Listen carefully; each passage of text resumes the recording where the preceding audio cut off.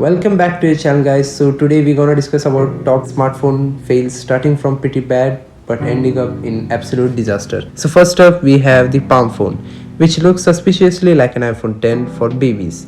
They are selling this as a companion phone for minimalists. The idea being that you have to leave your main phone at home and take this tiny little thing with you whenever you're out. And I kind of like this concept for something that can keep you connected without being too distracting. But this ain't it chief aside from the fact that it almost invalidate by the existence of a smartwatch. It just feels like another inherent contradiction here, because surely as minimalist the thing is, I always want to split all my stuff between two phones. Plus it's being targeted as a way to get away from distractions, but it's still a full Android phone. You can do everything what you can do on your main phone. Now for number 9 we're gonna jump a few years back, and the LG Optimus 3D. It is one of those devices which you have to say fair play.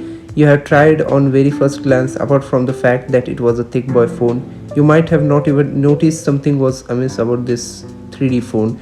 And they have really committed to the idea that it had 3D display, 3D applications, and even a dual 3D cameras on the back. And this was a fun phone, like going around taking 3D photos and even 3D videos was incredible novelty all these years ago. But there were just too many limitations, and I guess the most important of any of this was there wasn't really much 3D content available on this phone. But as quickly discovered from how well the 3D televisions went down, people didn't really care. So alright, so next up is not a smartphone, but it's something that Xiaomi has been doing with their smartphone that I think is a bit shady. So in a lot of markets like India here, the competition is furious. Companies just try to keep releasing device after device, fighting to ever so slightly outspec each other and ever so slightly undercut each other. So with that in mind, Xiaomi decided to start baking ads into their MIUI software skin. The idea being that it gives them another source of revenue so that they can price their device even cheaper. And to be honest, I have no problem with these ads. It's how a lot of services are run. It's even how YouTube is run. It's just a fact that Xiaomi didn't tell people about it, and that's bad. Many of the YouTubers exposed this, and many of these devices were loaded with crazy shit amount of ads. There were ads baked into a lot of core pre-installed apps, even like calendar, the phone cleaner, and every time you installed a new app, sure it serves an ad. And probably the worst part of the whole thing is that there were absolutely zero quality control, as if Xiaomi just didn't care at all. So Xiaomi faced a lot of backlash after this, with a lot of people just boycotting the brand entirely. Next up is OnePlus. OnePlus, in an effort to build a new exciting features for their new flagship 8 Pro, they integrated something called a color filter camera, and it was pretty weird. The photos of it were low resolution with strange inverted colors, but it could do one thing that was kind of amazing. It could see through stuff. You could pick up a TV remote and see the batteries and the entire circuit board inside of it. But the reaction to these features turns sour pretty quickly when people realize that you can actually see through items of clothing. Slight privacy concern about OnePlus very quickly nuked the feature in some regions and updated them in others so that you couldn't see through stuff. But as well as disabling the best part of this fix, massively toned down the effect of already fairly used color camera filter. So this was not a pretty bad, but definitely it hampered the reputation of the company. So the next one is the Galaxy Beam phone. The Galaxy Beam phone was a phone with built-in projector, and you can see why this is cool. It's kind of like how modern phones can cast their screen onto a nearby TV, but with that phone you could do it anywhere and on any surface. But the problem here is having a projector built into your phone is very much a pro feature. It's something that enthusiasts would be willing to pay more. But for the regular customer, they are not gonna buy this phone. That's had to have every other component inside of it sacrificed because of this projector. The Beam was spec'd like an old phone, already 2 or 3 years old on the release. So understandably, no one bought one. Next up, we have a tablet. The Dell Street 5 was a 5-inch tablet phone, which obviously sounds ridiculously. 5-inch on a phone today seems micro, but it was 2010. Most of the phones look closer to 3.5-inch, and this was genuinely like the Galaxy S20 Ultra of 2010. The spec sheet was monstrous. The Dell Street 5 was genuinely as excited as it was, but it failed miserably. And I would say there were two reasons. One, that being the back in 2010 naturally made it a niche product, and frankly, Dell tried to be a software company, but they were not. One, they built a software skin just for their Streak device and tried to take advantage of the massive display, but honestly, it just made everything fiddly and pretty ugly. A lot of icons were tiny little things and that were hard to click, and they didn't even leave spare room to show the time and holding the phone in portrait. Also, it was running on Android 1.6 when it came out, which was three major Android versions behind of its time. It's a bit like a brand new Android phone coming out today running Android 8, except it was worse back then because each new Android versions brought massive changes. Being on version 1.6 means you don't have access to Facebook app, you don't have any flash support, and just crucial things like multitask support weren't available. The streak was the beginning of end for the Dell smartphones, which is a massive shame. Okay, now things went really serious in 2013 when a Russian company called Yota Devices came out with something that raised a few eyebrows: the Yotaphone.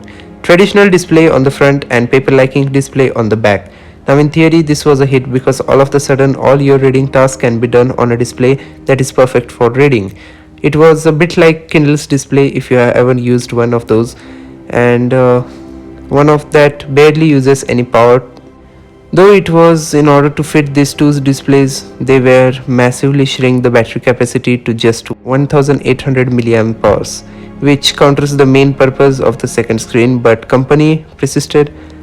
They came out with the Yotaphone 2 and Yotaphone 3, which fixed a lot of these problems, but they were just too expensive for something that ultimately was a niche perk.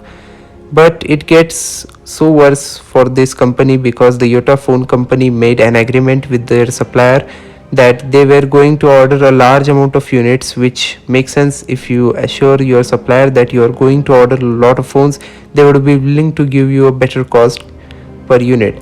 But see, the Yota company quickly realized that they were going to sell as many units as they agreed to the order, so they ended up getting sued for 126 million US dollars. So they are now bankrupt, and yes, the company is finished. Now, the one of the biggest smartphone fails of all time has been HTC. They went from being the makers of the first ever Android phone to now having 0.05% market share. It's been really sad, slow decline with each successive flagship becoming less and less relevant.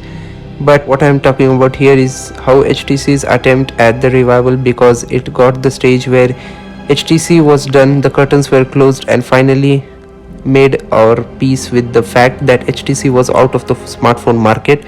But they posted a cryptic save and data, and the fans had went nuts. In HTC back with a mid-range smartphone, they released something called the U25G, which is basically the specs of OnePlus Nord, but for a closer to $600 instead of $400.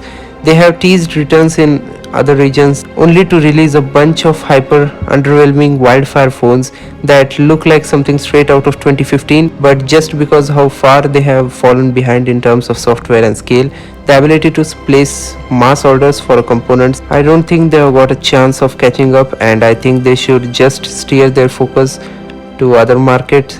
So now let's talk about Wine for a moment. The smartphone which focused on social media platforms in which people would share 6 seconds looping video. And the reason why I started thinking about this over the last few weeks is because TikTok, which is literally flown all these years, is very similar in a lot of ways, and yet TikTok was downloaded over 1 billion times in 2018. So why did Vine fail? Technically, it beat TikTok to the game of super short films. Well, to put it simply, it was outcompeted. Social media platforms are brutal.